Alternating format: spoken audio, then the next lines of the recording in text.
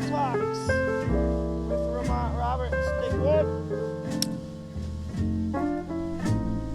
Ramont, good afternoon. Afternoon. I think the last time we interviewed was actually before this high school was built. It was. Like we met in your office and we talked about why the bond was important, and so this is kind of a cool, like, full circle. Now we're sitting on the sidewalk in front of this gorgeous building. So why don't we start there? Let's start at, like, what was the 2020 bond, and like what effect did that end up having on not just Saginaw Public Schools but the entire city of Saginaw?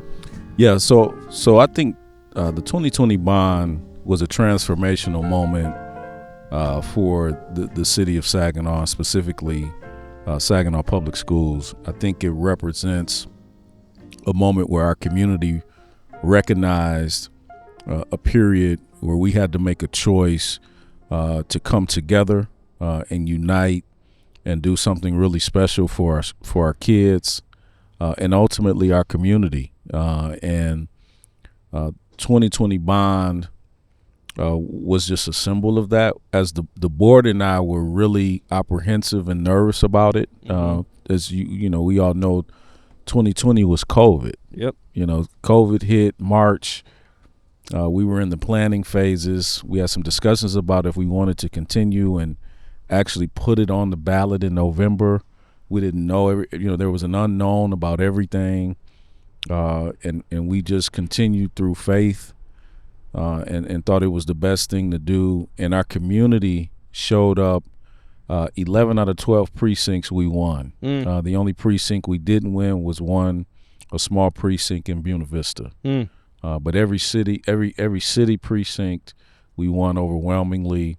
And it was a moment of transformation that I recognized in our community that said, this is the moment that we are going to come together and transform Saginaw into something special. And I was just happy to be a part of that. I think what you're saying says so much about Saginaw, because you look not just locally in other cities, statewide, nationwide, like you have similar bonds just getting completely destroyed on voting ballots. And I think just kind of the overwhelming approval of this says so much about Saginaw, saying, like, this is something that we want for our future. This is something that we want for our kids. Yes, we are in on this. Yeah, absolutely.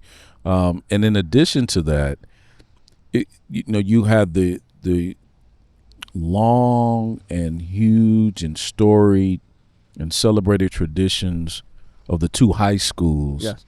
In the city for so long, that were rivals, but really respected one another. Yeah, and really an important part of the culture of Saginaw. Like it was more than just a high school. Like it was foundational to the city. Yes. And its history, and so forth and so on. And having to make a decision to move on from both of those high schools and come together into one, I thought was again just a transformational moment for the city and the community. Yes. Yeah. So the bond is passed, and now we're in 2025. What can a citizen of Saginaw see or feel because of that bond being passed? What has happened since then? So again, the first thing is unity. Like, so the school was aptly named by the community United. That wasn't anything the board or me or anyone in the school district did. We put out a survey in the community. That's what they wanted the name of the school to be. I thought it was perfect. Yeah. And then you see, or you begin to see, although the facility is a beautiful facility, is state of the art, it's important to the educational process. But what goes on inside of the building is the most important thing. So part of building this beautiful facility was also transforming what happens inside the building. That is making certain our curriculum is competitive. We have offerings that our students can select that prepares them for whatever endeavor they want to pursue after high school. it's a culminating experience in terms of your K-12 career. Your high school experience should be one where you are exploring different areas in terms of classes. You have a large amount of clubs and extracurricular activities to pick from. You have a large amount of athletics to participate in. And so that was something we were not able to do in the two buildings. Mm-hmm. We're able to do that here. Mm-hmm. And this is something that our kids, our parents, the video of the first day of school really captured it, how excited they were, Mm-hmm. and how proud they were to have a facility like this to go to school at. So we're here. We realized it, and it's more about giving our community hope that when we have a vision and when we dream of something, whatever that may be, we can make that happen. We can make that a reality. Everything big began as an idea, began as a thought. It began small, but it can come to fruition. And we are sitting, right here. Yeah. Yeah. Yes. Proof. Yeah. Like, look at what we can do. Yes, absolutely. I was talking to Arshan Baldwin, one of the new assistant principals at United, and that was one of the things we talked about is like, look at what we can do. Look at what is possible. How much more can we do? Absolutely. I just talked to Naisha Clark at the skate park, and she said the same thing. It's like, when Saginaw comes together, look at what we can do. Yes. Look at what we can do. Like, that should be our community going forward. Look at what we can do, and this is part of the proof of that. Yeah. I love it. Yeah. From your perspective as a superintendent, what makes Saginaw Public Schools first a good place for students, and then what makes it a good place for staff? Yeah. Great question, Phil. So first, for students, it is the safe haven, the safe space where destructive behaviors, self-destructive things, it's just forbidden.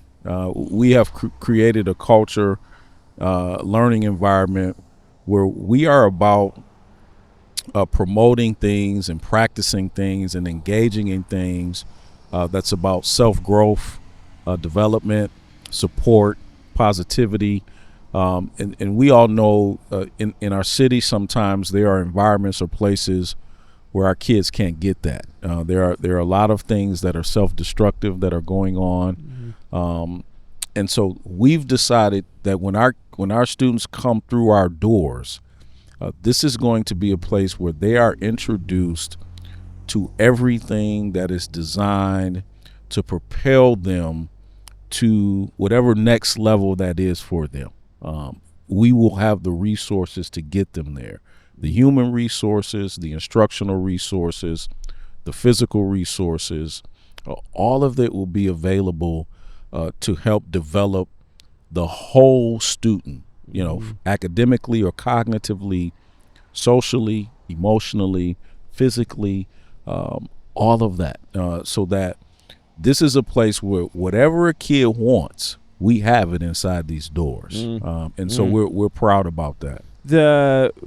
Again, one of the other topics Arshan and I talked about was showing kids what's possible.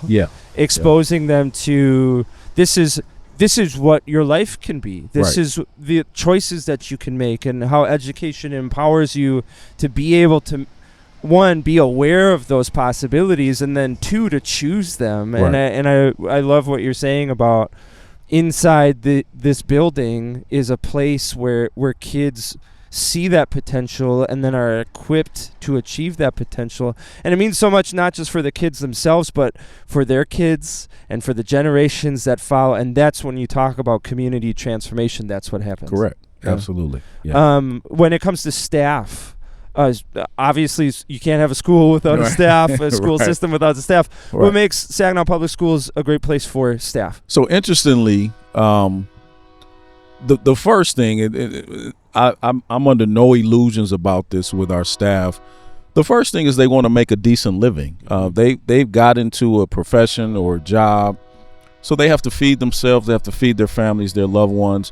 So we make certain that our salaries and our benefit packages are competitive, if not the best in the region. That's number one. Number two, we provide all of the necessary professional development and training so that they can be highly effective or the best professionals in whatever area that they're in, whether they're a teacher, a social worker, a counselor, an interventionist, a security officer, food service, whatever that may be. We provide professional development and training to be able to do their job well, but also to be able to support and respond appropriately to our students. We know based on science, there are certain characteristics that our students come through the door with. Our adults have to know those, and they have to be able to respond to them appropriately. So that's 2, 3. We celebrate them, and we provide incentives along the way. Successes we celebrate. We provide awards. We'll open up opening session. The entire opening session is just about celebrating our employees, all the employees of the year for last year, their accomplishments. That's opening session. And so we think the combination of those 3 things really makes this a great place to work. Love it. Especially the first part, and I'm just going to come out and say it as a former teacher. Like if we want great teachers teaching our kids, we need to pay them the wages that great teachers deserve. And so when you come out and say that, like I think teachers can take pride in that. Like it's a functional thing. I need to be able to support my family with what I am trained in. But 2, it's also like we value you. Correct. We appreciate you, all of the work and all of the life that you're pouring into our children. Like you should be compensated for that. And that's encouraging to me. One of the things that we were talking about before we started recording was the work is not yet done.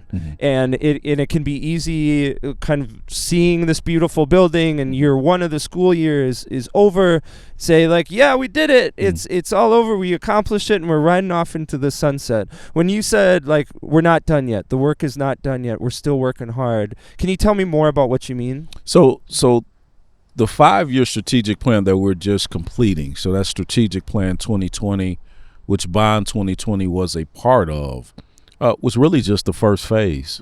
It was really just getting us back to where we needed to be from a facility standpoint, from a programming standpoint, from a staff development standpoint, really across the board, competitive wages, salaries, bringing what we were saying, bringing our school district into the 21st century. All right, now that work has to continue. We have to sustain that, but also progress that so that we move further into what a modern school district should look like in terms of making certain that its students are prepared. So what does that include? We have the facilities now. We're working on the programming, but the programming is fluid because as a school system, we always have to respond to what's happening in the broader economy, so to speak. Our economy is changing. It's moving to a more skill-based economy, meaning a person doesn't have to generally go through a traditional. I went to college. I enrolled in this particular degree program. I got a bachelor's degree. I got a master's degree, and I'm going into a career for 30 years. That's no longer the case. If you have a certain skill set that you can market and you can apply, you can generate income. And so we have to make certain we're preparing our kids for that, that we're building that now is STEM. An individual that has some expertise in STEM doesn't necessarily need a particular degree to go out and make money. So that's part of it, just staying on the cutting edge of what's happening. So you'll see in Strategic Plan 2025, focus on programming. You'll see focus on partnerships.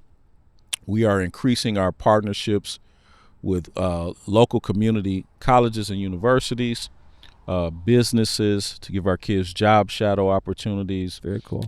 And experiences.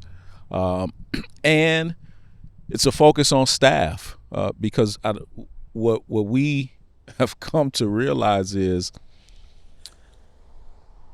the staff member that has to continue to be effective with our students has to evolve just like our students evolve, just like times change. I was educated in the 90s. I received my bachelor's degree and master's degree in the 90s. And so, how much has changed since the 90s. You weren't even really carrying cell phones early 90s. I didn't have a cell phone. Yeah. I didn't get a cell phone until 2000. There you Actually, go. 2001. There you go. So you think about that, and you think about a person that received their formal training in the 90s and how much has changed. You have got to retrain to be able to teach the kid that's coming to you, that's being born in a technological age. Yeah, I mean, you bring AI into the conversation, and I mean, you go back 3 years even. Yeah. 2 years even, and AI in the classrooms and what it meant for education and brain development and the future of the workforce and employment, like that was not even really thought about on the public scale. Nope. And now it is at the forefront of like, how do we navigate this? It's happening so fast and at such a scale. Like, what do we do? And when you were talking about a priority being, how do we equip our students with skills, adaptable skills that they can use as careers change and the world changes, I love so much, because I look back at my own professional experience, and over the last 10 years I've had to do so many different things because not only is the world changing, but also my life is changing and life events happen, and having the skills in place gives you the resilience to be able to say, okay, I have my degree in that, but that doesn't work anymore, but I can take the skills into this industry and I can still be valued, I can still be appreciated, I can still build a life for myself and my family and a future and all of those things. That allows you to pivot and adapt in ways that just saying like, hey, you're really good at math, you're a math major, you're always going to do math, go into math, math, and then AI says, you don't even have to learn how to add anymore because I got you. Yeah, so I love that focus on skills and like, how do we build a future in an unknown world for our kids? Yeah, that is exactly how to capture feel. How do you prepare for a world that you really don't know what's going to exist in it? That is our constant challenge. That's part of Strategic Plan 2025. Yeah. The Strategic Plan 2020 and then the Strategic Plan 2025, as you were talking about it, reminded me, like, I kept thinking about how this building is built. Like, you got to build the foundation first, and you can look at it and say, well, this isn't really a high school. Well, you got to build the foundation first, and then the frames go up and you see it take form, and it's like, well, you can't really go in there yet. It's like, well, you're building it up, and now you built it, and now it's been used. And then I look over here and I see the athletic facilities being built, and like, that's the next part, and that's the next part and the next part. And so I think, like, my encouragement to the community is, like, one, this is the beginning. Correct. You can see it, the proof that when we come together something happens, but this is the beginning, and look how it evolves. So my question to you is, because it's not like the future and the success of our kids is not just up to the school system. It's up to all of us as a city, as a community. What does the Saginaw Public Schools system, what does it need from us as community members to help support our kids, to support your work with them, to help them be successful? Oh, great question. So number one is trust. I think from me as a student and as a kid that was, that was raised here, grew up in this community, one of the biggest shifts that I've seen in public school education that I think has not helped it is this mistrust between the parent and the public educator. Right now, we run into a lot of situations where, when we're explaining something that took place in school, whether it's just a grade, whether it was an incident or what have you, the parent begins to question the educator, and I think we've got to get the trust back where they understand we are here to support your kid and make your kid develop into whatever he or she wants to be. Now, that's tough work at times. And I'm under no illusions. All of our employees are not perfect. But for the rule, most of our employees are going to have really good intentions. So trust is one. Just trust us. And then if we are doing something wrong that you feel like, just bring it to our attention. And I'm sure we will acknowledge it, we'll consider it, and we'll work on that. Let's communicate about it. Yes, let's communicate. Two, I really think I would like to see our community raise our expectations for our kids, and I'm talking about in the school in terms of what they can achieve and what's possible, but I'm also talking about outside of the school in the community. I grew up in a community where if you were walking down the street and you were doing something wrong, whether it was disrespectful or a violation of the law, what have you, individuals in the community loved you enough or cared about you enough to redirect you, to correct you. And it was understood by me as a kid that I was not to resist that, right? So an individual would correct you. Hey, that's not something you want to do. That's going to hurt you. And I would listen. I knew, because in my home I was taught, listen, if somebody tell you from an adult, you respect that. We've lost that. And the reality is the time that our kids are in school, it's about 1/8 or 1/7 of the time that they're at home or in the community. Yeah, I want to speak to that quickly because as you're talking about the responsibility the community has to our kids, faces are popping into my brain of Charles McNair and Mr. Pugh, and like just these bulwarks of community in Saginaw, and how many lives they affected of kids that were not their own, human beings that they did not have any financial or professional connection to. They were just like you. Like, I'm going to take you under my wing. I am going to help you. And I think what you're talking about really speaks to part of the foundation of Saginaw, these people caring about other people. We were a village. We were a true village, and we've lost that. And because of that, because we've lost that aspect of our community, we are losing kids. We are really losing kids. And so I would really like to see that. And then the third thing is hold us accountable. I really would like them trust us, but hold us accountable. Hold us accountable to what we're supposed to be doing as professionals in the school system. Those are some things that I would like to see from the community. And if the relationship is good, you can both trust and hold accountable at the same time without saying, like, without torpedoing everything. Like, you think about marriage, like it's the same thing. Like, I need to trust my partner. At the same time, I need to be able to accept that she calls me out on my bullshit. Like, hey, like, bro, like, I need you to help me better. And that doesn't mean that now we get divorced and our relationship is over all those things. We still retain trust, but accountability is part of creating trust. And when you're talking about trust, I want to advocate for, or say what I'm sure folks are saying is like, well, trust is earned, and you're absolutely right. Trust is not. We're not entitled to trust. Trust should be earned. At the same time, we have to give people an opportunity to earn that trust. Correct. And we have to look at what is done and how people act and what is communicated and actions and all of those things to create trust. But if we start off the conversation saying, like, I will not trust you, like we don't have anything, and who's going to suffer? Our kids are going to suffer. Absolutely. Trust and accountability. I love that. Yeah.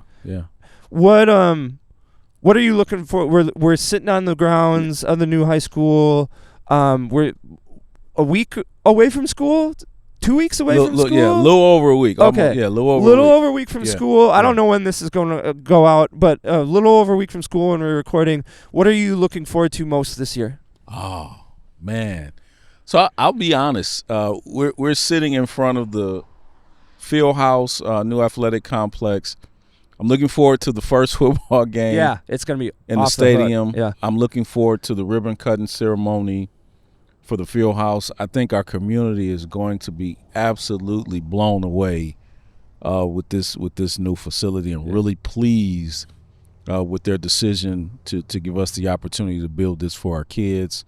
I'm really looking forward to that, and really looking forward to unveiling 2025 strategic plan, rolling that out to the staff, and looking forward to just continuing to see our kids' faces, not only on the first day. First day I go, I'm usually at a kindergarten class. They're the best on the first day. They're the best. Hey, listen, you should see their faces on the first day. But during the year, big moments. You know, you'll be sitting in the basketball game. You know, it gets heated, and there's a buzzer shot, man, and you see kids just light up, and parents and running around the gym. You know, you're at a commencement, you know, and families are there and they're hugging and they're crying. You're at a music program during the holidays. You know, and a kid gets up and is really talented with a voice, and they're in the crowd. Just, it's those moments that I look forward to. Awesome. Well, yeah. I'm looking forward to you, the rest of the staff, Saginaw Public School Systems, all the kids, the community, just having an absolutely incredible school year. I want to thank you guys so much, you and all of your staff, for the way that you pour into your kids. Again, as a fellow educator, I know what it takes and how much it takes. Yeah. And we owe you guys so much. And I want to thank you, and thank you so much, Ramont Roberts, Superintendent, Saginaw Public Schools. Thank you, Phil, for what you do. This is really important. Yeah, really important for our community. So I appreciate you as well. Amen. Thank you, brother. Yep. Awesome. Wow, that was great, Phil. Thank you.